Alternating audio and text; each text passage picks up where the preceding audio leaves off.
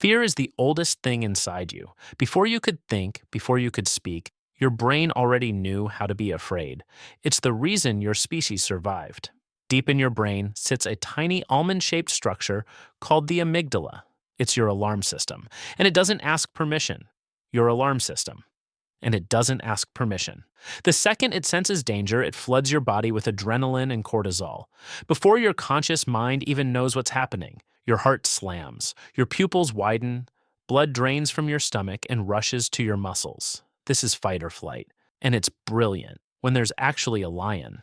But sometimes the alarm breaks. It starts firing at things that can't hurt you. A spider, an elevator, a patch of tiny holes. That's a phobia. A survival system aimed at the wrong target. And once it locks on, no amount of logic can shut it off. Here's what fear is really doing inside your head. Arachnophobia. Arachnophobia is the fear of spiders, and it's one of the most common fears on Earth. Here's the strange part. You might be born with it. Studies show that even babies react with stress to spider shapes long before anyone teaches them to. Your brain may come preloaded with this fear, a leftover warning from ancestors for whom a bite could mean death. So when you see one, your brain doesn't run the math. It doesn't check the spider's size or whether it's venomous. The amygdala just screams threat, and your body obeys. Your skin crawls, your breath catches, you're across the room before you've decided to move. And it doesn't matter that the spider is smaller than your fingernail. It doesn't matter that it's more scared of you. That's the trick of a phobia. It borrows the body's response to real danger and attaches it to something harmless. The terror is real, even when the threat isn't. Acrophobia. Acrophobia is the fear of heights, and almost everyone feels a version of it. Stand near the edge of something tall and your body changes. Your legs feel weak. Your stomach drops. A voice in your head whispers, "What if you fell?" Or worse, "What if you jumped?" That feeling has a name, the high place phenomenon. It's not a death wish. It's your survival instinct overreacting, sending such a strong warning to step back that your brain briefly misreads it. For most people, it fades the moment they move away. For someone with acrophobia, it doesn't fade. A balcony, a glass elevator, a staircase with a gap, all of it triggers the same flood of dread. Their brain treats every edge like the edge of a cliff. And the cruel part is, the fear of falling can make you freeze. The one thing that makes falling more likely. Claustrophobia. Claustrophobia is the fear of confined spaces, and it's less about the space than what your brain thinks it means. A packed elevator, a crowded train, an MRI machine closing in around you. Your brain decides there's no way out. And that single thought is enough to start the alarm. Your chest tightens. You feel like you can't get enough air, even though there's plenty. You start scanning for exits like your life depends on it. Here's what's really happening. Your fear of being trapped tricks your body into acting trapped. The faster you breathe, the more lightheaded you feel, which convinces you something is genuinely wrong, which makes you breathe faster still. It's a loop that feeds itself. The walls were never closing in. Your nervous system just convinced you they were. Trypophobia. Trypophobia is the fear or disgust of clustered holes, honeycomb, lotus pods, bubbles, skin pocked with tiny dots. It sounds made up. There's nothing dangerous about a sponge. But for some people, those patterns trigger an intense, crawling revulsion they can't explain. Scientists have a theory. Many of the most dangerous things in nature, venomous animals, infections, rotting flesh, diseased skin, share that same clustered holy pattern. So your brain may be reacting to an ancient warning sign. It sees the pattern and assumes contamination, even on a perfectly safe pine cone. This isn't fear of the holes. It's your brain pattern matching to disease and recoiling on instinct. A reaction built to keep you away from infection, firing at a bar of soap. Aerophobia. Aerophobia is the fear of flying, and statistically, it makes no sense, which is exactly why it's so powerful. Flying is one of the safest things a human can do. You're far more likely to be hurt driving to the airport. Your brain knows the numbers. It doesn't care. Because fear isn't about probability. It's about control. In a car, you feel like you're steering your own fate. Strapped into a metal tube at 30,000 feet, you have zero control, and your brain hates that more than almost anything. So every bump of turbulence becomes proof of disaster.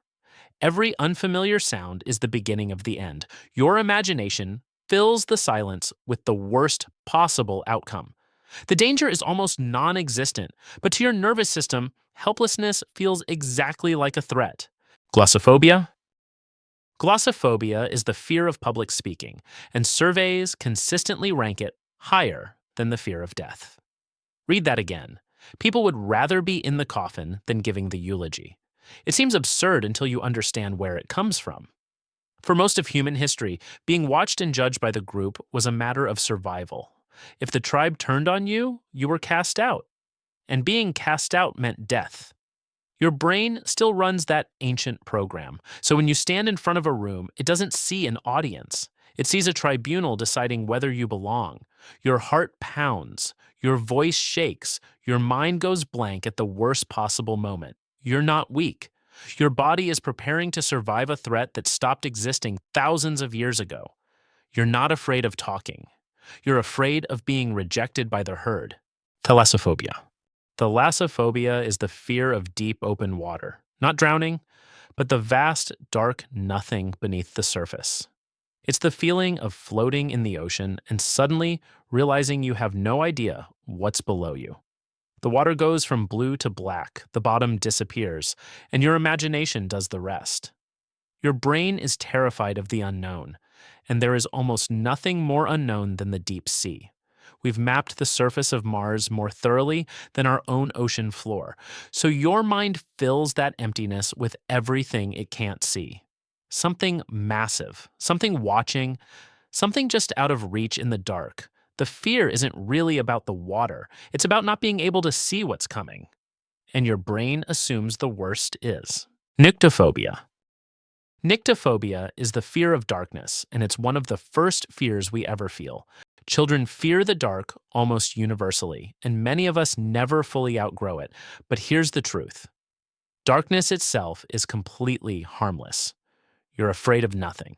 And that's exactly the problem. Your brain depends on sight to feel safe. Take away your vision, and your most powerful threat detector goes offline. So your brain compensates the only way it can, by inventing threats. Every creak becomes footsteps. Every shadow becomes a shape. The blank canvas of the dark gets painted with whatever you fear most. You're not actually scared of the dark. You're scared of what your own mind puts there when the lights go out. Emetophobia. Emetophobia is the intense fear of vomiting, yours or someone else's, and it quietly runs the lives of more people than you'd think. It sounds minor. Everyone dislikes being sick. But for someone with this phobia, the fear takes over everything. They avoid restaurants in case the food is bad. They skip parties where people might drink. They stop traveling, scan every meal for risk, and panic at the smallest stomach gurgle.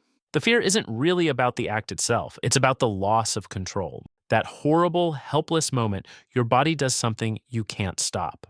So the brain tries to control the uncontrollable by shrinking the world down to whatever feels safe.